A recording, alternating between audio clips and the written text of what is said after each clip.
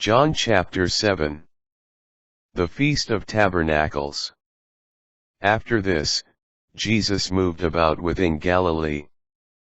But he did not wish to travel in Judea, because the Jews were trying to kill him. But the Jewish Feast of Tabernacles was near. So his brothers said to him, "Leave here and go to Judea, so that your disciples also may see the works you are doing. No one works in secret, if he wants to be known publicly. If you do these things, manifest yourself to the world." For his brothers did not believe in him. So Jesus said to them, "My time is not yet here. But the time is always right for you. The world cannot hate you, but it hates me, because I testify to it that its works are evil. You go up to the feast. I am not going up to this feast, because my time has not yet been fulfilled." After he had said this, he stayed on in Galilee. But when his brothers had gone up to the feast, he himself also went up, not openly but as it were in secret.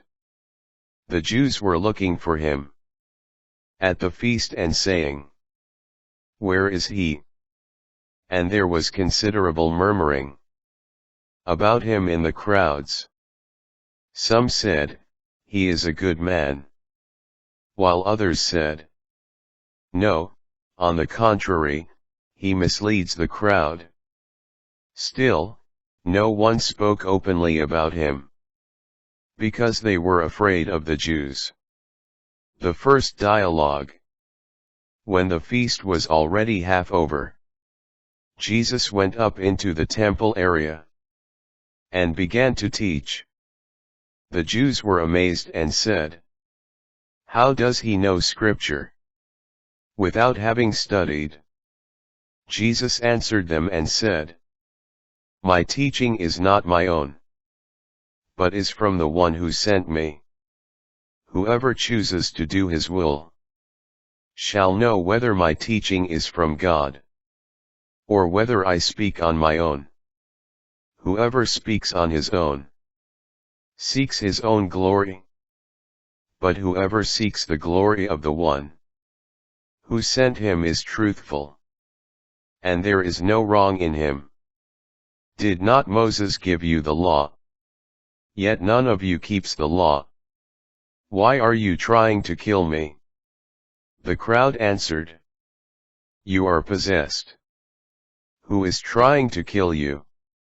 Jesus answered and said to them, "I performed one work and all of you are amazed because of it. Moses gave you circumcision.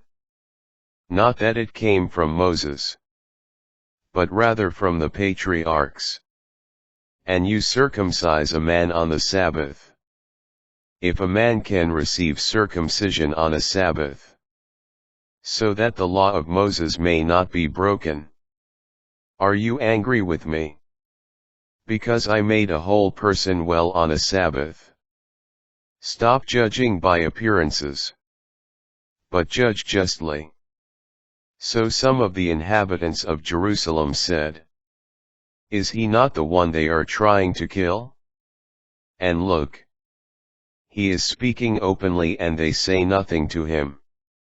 Could the authorities have realized that he is the Messiah?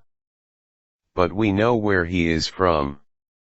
When the Messiah comes, no one will know where he is from. So Jesus cried out in the temple area, as he was teaching and said, "You know me and also know where I am from. Yet I did not come on my own, but the one who sent me, whom you do not know, is true. I know him, because I am from him, and he sent me." So they tried to arrest him, but no one laid a hand upon him, because his hour had not yet come. But many of the crowd began to believe in him. and said, "When the Messiah comes, will he perform more signs than this man has done?" Officers sent to arrest Jesus.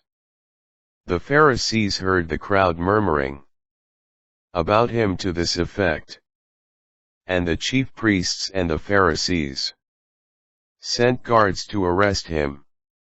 So Jesus said, "I will be with you only a little while longer, and then I will go to the one who sent me. You will look for me but not find me, and where I am you cannot come." So the Jews said to one another, "Where is he going that we will not find him? Surely he is not going to the dispersion among the Greeks to teach the Greeks, is he? What is the meaning of his saying, 'You will look for me and not find me, and where I am you cannot come'?" Rivers of living water. On the last and greatest day of the feast, Jesus stood up and exclaimed, "Let anyone who thirsts come to me and drink. Whoever believes in me, as Scripture says, rivers of living water will flow from within him." He said this in reference to the Spirit that those who came to believe in him were to receive. There was, of course, no Spirit yet, because Jesus had not yet been glorified. Discussion about the origins of the Messiah. Some in the crowd who heard these words said, "This is truly the prophet." Others said, "This is the Messiah." But others said, "The Messiah will not come from Galilee. Will he? Does not Scripture say that the Messiah will be of David's family, and come from Bethlehem, the village where David lived?" So a division occurred in the crowd because of him. Some of them even wanted to arrest him, but no one laid hands on him. So the guards went to the chief priests and Pharisees, who asked them, "Why did you not bring him?" The guards answered, "Never before has anyone spoken like this one." So the Pharisees answered them, "Have you also been deceived? Have any of the authorities or the Pharisees believed in him? But this crowd, which does not know the law, is accursed." Nicodemus, one of their members who had come to him earlier, said to them, "Does our law condemn a person before it first hears him and finds out what he is doing?" They answered and said to him, "You are not from Galilee also, are you? Look and see that no prophet arises from Galilee."